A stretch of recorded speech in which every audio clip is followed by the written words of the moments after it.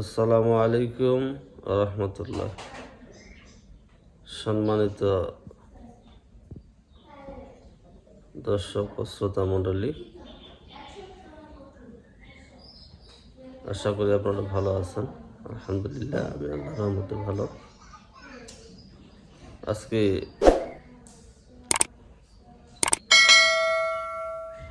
মাসনুন হাদিস নিয়ে কিছু আলোচনা করার চেষ্টা করব ইনশাআল্লাহ। আমরা জানি আমাদের শেষ নবী জনাবে মুহাম্মদ রাসূলুল্লাহ সাল্লাল্লাহু আলাইহি সাল্লাম এর কথা, কাজ ও সমর্থনকে হাদিস বলে। নবী সাল্লাল্লাহু আলাইহি সাল্লামের মুখ নিঃসৃত বাণী, অমীয় বাণী হচ্ছে আমাদের হাদিস। প্রতিটি হাদিস হচ্ছে আমাদের কাছে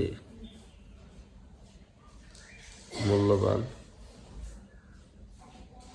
পথের দিশারি, হেদায়েতের দিশারি।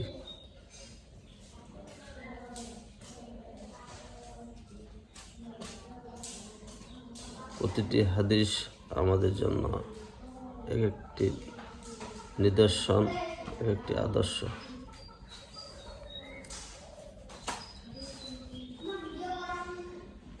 কুল আমানতু বিল্লাহি সুম্মা ইসতাকিম, বলো আমি আল্লাহর উপর ঈমান আনিলাম, এতপর তার উপর অবিচল থাকো।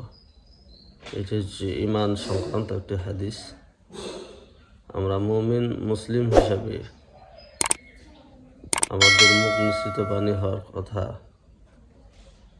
যে আমি আল্লাহর উপর ঈমান আনিলাম, এবং সর্বহালতে সর্ব অবস্থায় এর উপরে ইস্তেকামাত, সুদৃঢ় থাকা আমাদের ঈমানের দায়িত্ব। আত্মহুরু শাতরুল ঈমান, পবিত্রতা ঈমানের অঙ্গ। ইবাদতের পূর্ব শর্ত হচ্ছে তাহারাত বা পবিত্রতা, কেননা পবিত্রতা ছাড়া কোনো ধরনের ইবাদত আল্লাহ পাক রব্বুল আলামিনের কাছে কবুল বা গ্রহণ হয় না। তাই অবশ্যই আমাদের সর্বহালতে সর্ব অবস্থায় পবিত্রতা অর্জন করতে হবে। পবিত্রতা অর্জনের অনেকগুলি নিয়ম আছে। ওযুর মাধ্যমে পবিত্রতা অর্জন করা যায়, গোসলের মাধ্যমে করা যায়, তায়াম্মুমের মাধ্যমে করা যায়।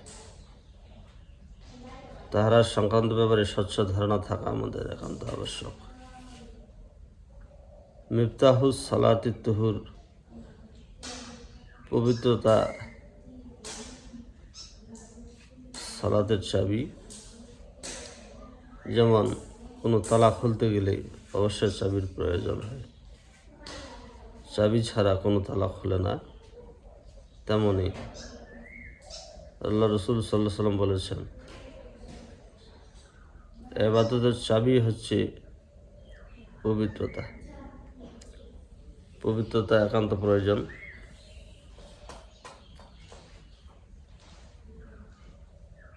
পবিত্রতার ব্যাপারে ইসলামী শরীয়তে গুরুত্ব দেওয়া হয়েছে। কাজেই পবিত্রতার ব্যাপারে আমরা সতর্কতা থাকব। পবিত্রতা তাহারা সংক্রান্ত সংশ্লিষ্ট মাসলা মাসাইল আমাদের জানতে হবে। এরপরে ইন্নামাল আমালু বিন্নিয়াত, প্রতিটি কাজের আমল নির্ভর করে নিয়তের অনুযায়ী। নিয়ত অনুযায়ী প্রতিটি কাজ হয়। কাজেই যখনই আমরা কোনো ইবাদত করব, তার পূর্ব শর্ত হচ্ছে বিশুদ্ধ নিয়ত। নিয়ত যা যত সহি হয়, শুদ্ধ হয়, তার ইবাদত তত শুদ্ধ সহি হয়। কাজেই আমাদের নিয়ত হবে ইন্না সালাতি ওয়া নুসুখি ওয়া মাহইয়ায়া ওয়া মামাতি লিল্লাহি রাব্বিল আলামিন, নিশ্চয় আমার সালাত, সিয়াম, বেঁচে থাকা, মরে যাওয়া সব কিছু আল্লাহ পাক রব্বুল আলামিনের জন্য। আজ এই পর্যন্ত। সবাইকে ধন্যবাদ। আল্লাহ হাফেজ।